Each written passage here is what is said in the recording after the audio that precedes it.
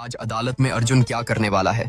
वह हाथ जोड़कर गिड़गिड़ाती है कि उसकी बेटी की इस तरह सरेआम बदनामी न की जाए। अर्जुन का गला रुंध जाता है, लेकिन अपनी बेटी की जिंदगी के आगे वह खुद को बेबस पाता है। वह पत्थर दिल बनकर सिर्फ इतना कह पाता है कि वह मजबूर है। अदालत की कार्यवाही शुरू होते ही अर्जुन अपना दांव चलता है। वह कटघरे में सोमी के बॉयफ्रेंड अभिमन्यु को तलब करता है। जिरह के दौरान अभिमन्यु का जो कच्चा चिट्ठा बाहर आता है वह हैरान करने वाला था। वह सोमी पर शक करता था और उस पर इल्जाम लगाता था कि वह पैसों के लिए किसी भी हद तक जा सकती है। इतना ही नहीं, उसने सोमी को गंभीर धमकियां भी दी थीं। अर्जुन अदालत के बीचों बीच अभिमन्यु के इस घटिया रवैये पर भड़क उठता है। उसकी आवाज में एक औरत के सम्मान के लिए गुस्सा साफ झलकता है। लेकिन इस खुलासे से अनजाने में ही सही, सोमी के चरित्र पर गंभीर सवाल खड़े होने लगते हैं जो अर्जुन को अंदर ही अंदर तोड़ रहा था। अगली तारीख पर मधु अपना अचूक ब्रह्मास्त्र चलाती है। वह फॉरेंसिक डॉक्टर को कटघरे में खड़ा करती है जिसने शौर्या की कार के की होल की जांच की थी। डॉक्टर की गवाही अदालत की हवा बदल देती है। कार की चाबी और उसके छेद से जो खून के अंश मिले थे वे डीएनए टेस्ट में सोमी के ही पाए गए थे। यह सबूत ऐसा था जिसने बचाव पक्ष के सारे तर्क हवा में उड़ा दिए। यह सुनकर अर्जुन भी अवाक रह जाता है और समय की मांग पर वह जज से केस की अगली कड़ी को समझने के लिए थोड़ा वक्त मांगता है। सच्चाई का पता लगाने के लिए अर्जुन सीधे जेल की सलाखों के पीछे पहुँचता है जहाँ शौर्या बंद था। रसूखदार पिता के दम पर जेल में शौर्या की मेहमान नवाजी किसी 5 स्टार स्वीट जैसी थी। आरामदेह बिस्तर, टीवी और माइक्रोवेव जैसी सुख सुविधाएं वहाँ मौजूद थी। अर्जुन गुस्से से उबलता हुआ उसके सामने खड़ा होता है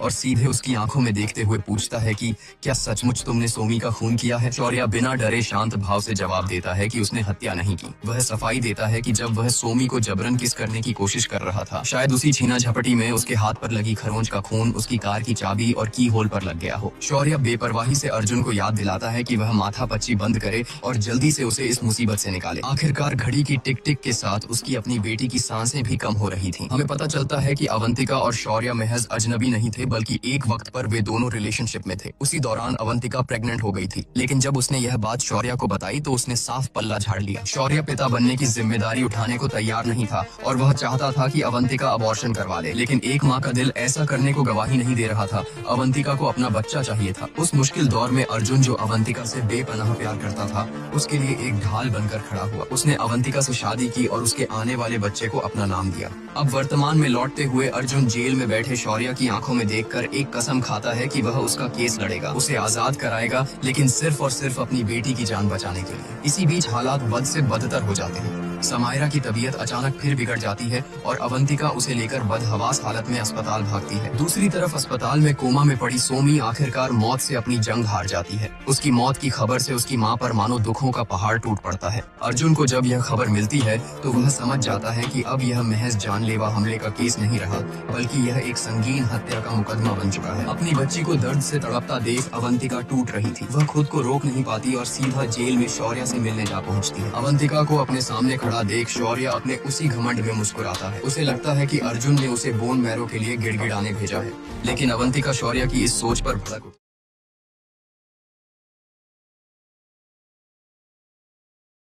यह कहकर वह नफरत से मुंह फेर कर वहां से निकल जाती है। हालात की नजाकत को देखते हुए अर्जुन अब साम दाम दंड भेद सब आजमाने को तैयार था। वह फिर से शौर्या और उसके पिता हर्षवर्धन से मिलता है, जहां हर्षवर्धन अर्जुन पर दबाव डालते हैं कि वह जल्द से जल्द कोई रास्ता निकाले और उनके बेटे को इस नर्क से बाहर करे। अदालत की कार्यवाही फिर से शुरू होती है। अर्जुन अपने बचाव पक्ष की तरफ से एक प्राइवेट फॉरेंसिक एक्सपर्ट को गवाह के कटघरे में पेश करता है। यह एक्सपर्ट एक ऐसा तकनीकी पेंच फंसाती है जो पूरे केस को हिला देता है। वह कोर्ट को बताती है कि भले ही कार की चाबी के छेद में मिला खून सोमी का हो सकता है, लेकिन कार के केमिकल वॉश होने की वजह से वह सैंपल पूरी तरह नष्ट और दूषित हो चुका था। डीएनए को 100% साबित करने के लिए जितने खून के सैंपल की जरूरत होती है उतना वहाँ मिला ही नहीं। अर्जुन इसी बात को आधार बनाकर कोर्ट में साबित करता है कि महज एक कमजोर और अधूरे सैंपल के बेसिस पर किसी को हत्या की सजा नहीं दी जा सकती। अर्जुन का यह वार एकदम सटीक बैठा था, लेकिन सरकारी वकील मधु हार कहाँ मानने वाली थी। वह अदालत में अपना एक नया और चौंकाने वाला गवाह पेश करती है। यह गवाह एक नौजवान लड़का था जो शौर्या के घर के पास वाली बिल्डिंग में ही रहता था। वह कटघरे में आकर गवाही देता है कि उस रात करीब 1 बजे उसने शौर्या को अपनी बिल्डिंग के नीचे देखा था। उसने न सिर्फ शौर्या की कार को पहचाना, बल्कि खुद शौर्या को भी बहुत करीब और साफ साफ देखा था। वह लड़का कोर्ट को एक और अहम बात बताता है कि उस वक्त शौर्या फोन पर किसी से बात कर रहा था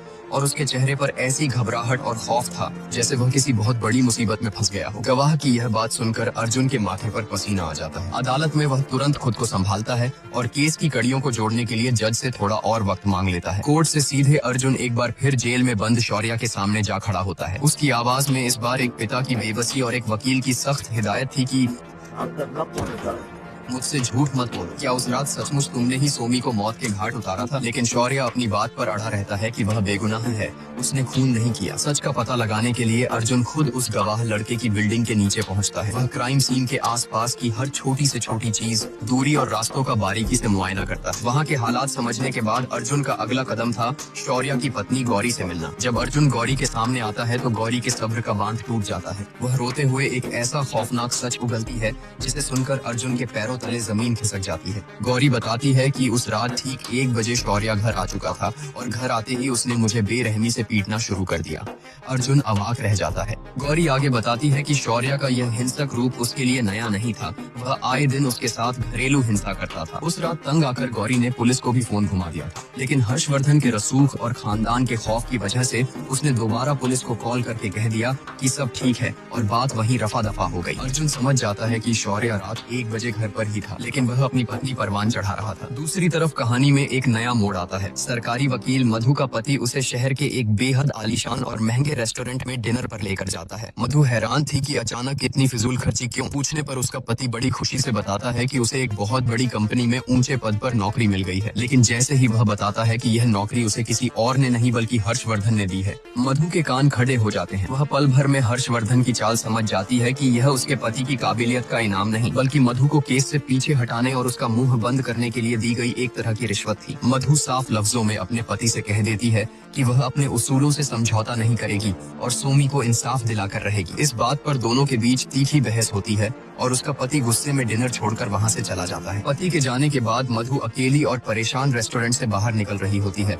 तभी संयोग से वहां अर्जुन पहुंच जाता है। मधु को इस हाल में देखकर अर्जुन शिष्टाचार के नाते उसे कॉफी के लिए इनवाइट करता है और मधु भी अपनी उलझन कम करने के लिए मान जाती है। कॉफी टेबल पर दोनों के बीच केस और कानूनी दांव-पेच को लेकर कुछ बातें हो ही रही थीं कि तभी रेस्टोरेंट में मौजूद कुछ लोग अर्जुन को पहचान लेते हैं और उसके साथ फोटो खिंचवाने की जिद करने लगते हैं। अर्जुन शिष्टता दिखाते हुए टेबल से उठकर उनके पास चला जाता है, लेकिन जल्दबाजी में अपना मोबाइल फोन टेबल पर ही भूल जाता है। मधु वहीं बैठी अर्जुन का इंतजार कर रही थी कि तभी टेबल पर रखे अर्जुन के फोन की स्क्रीन चमकती है। उस पर उसके असिस्टेंट का एक मैसेज फ्लैश होता है जिसे न चाहते हुए भी मधु की नजरें पड़ लेती हैं। मैसेज में लिखा था कि गौरी हमारी बात मानने को तैयार नहीं है। वह किसी भी कीमत पर कोर्ट में शौर्य का साथ देने और हमारे हक में गवाही देने के लिए राजी नहीं हो रही है। इस एक मैसेज ने मधु के दिमाग में कई नए सवाल खड़े कर दिए। अगर शौर्य बेगुनाह था तो अर्जुन की टीम उसकी पत्नी गौरी पर किस बात का दबाव बना रही थी? अर्जुन के फोन पर वह मैसेज देखकर मधु तुरंत समझ जाती है कि दाल में कुछ काला है। वह बिना कुछ कहे चुपचाप वहां से निकल जाती है। अगले दिन अदालत की कार्यवाही शुरू होते ही मधु अपना सबसे बड़ा दांव चलती है। वह शौर्य की पत्नी गौरी को गवाह के कटघरे में बुला लेती है। गौरी का बयान पूरे कोर्ट रूम में सन्नाटा खींच देता है। वह जज की आंखों में देखते हुए कहती है कि उस रात शौर्य 1 बजे नहीं बल्कि सुबह 4 बजे घर लौटा था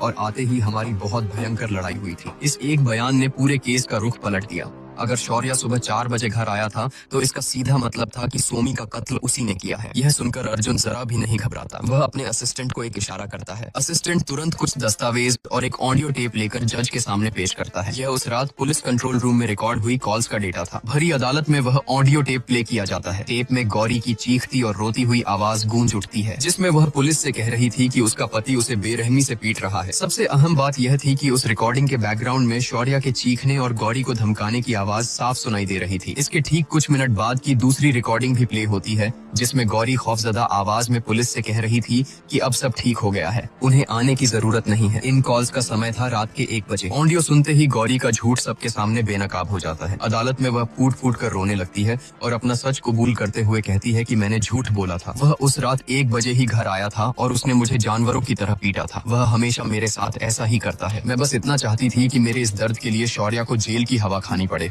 उसे सजा मिले, इसलिए मैंने मर्डर का इल्जाम उस पर मढ़ने की कोशिश की। जज गौरी की इस बेबसी पर सहानुभूति तो जताते हैं, लेकिन उसे सख्त हिदायत देते हैं कि अगर आपके पति आप पर हाथ उठाते हैं तो आप उन पर घरेलू हिंसा का केस दर्ज कर सकती हैं। लेकिन एक संगीन मर्डर केस में अदालत को इस तरह गुमराह करने की इजाजत किसी को नहीं है। इस ऑडियो टेप ने अर्जुन का काम आसान कर दिया था।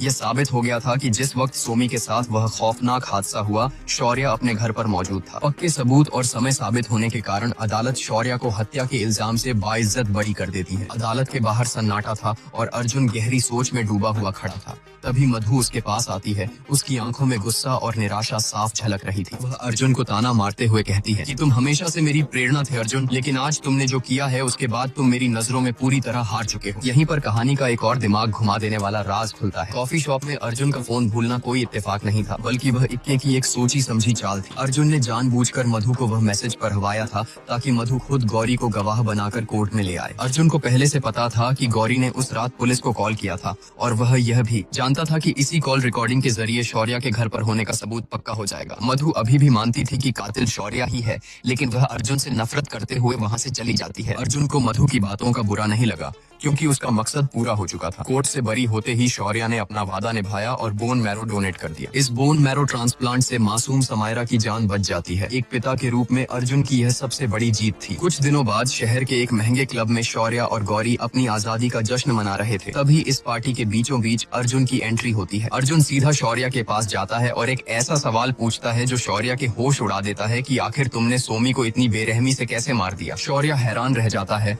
और तब अर्जुन उस खौफनाक रात का असली सच बेनकाब करता है। उस रात कार में शौर्य ने सोमी के साथ जबरदस्ती करने की कोशिश की थी। जब सोमी ने खुद को बचाने के लिए उसका विरोध किया तो शौर्य के सिर पर खून सवार हो गया और उसने कार की चाबी से ही सोमी पर कई जानलेवा वार कर दिए। डर के मारे उसने सोमी की खून से लथपथ लाश को सड़क पर फेंका और वहां से भाग निकला। भागते हुए वह एक बिल्डिंग के पास रुका और वहां से उसने अपनी पत्नी गौरी को कॉल किया। यहीं पर उस लड़के ने शौर्य को बालकनी से देखा था। गौरी ने अपना शातिर दिमाग चलाया। उसने तुरंत पुलिस को कॉल किया और कहा कि शौर्य उसे पीट रहा है, लेकिन उस वक्त घर में शौर्य नहीं बल्कि उनका नौकर था, जिसे गौरी ने शौर्य की आवाज में चिल्लाने के लिए कहा था। पुलिस की कॉल रिकॉर्डिंग में जो आवाज कैद हुई थी वह शौर्य की नहीं बल्कि उसी नौकर की थी।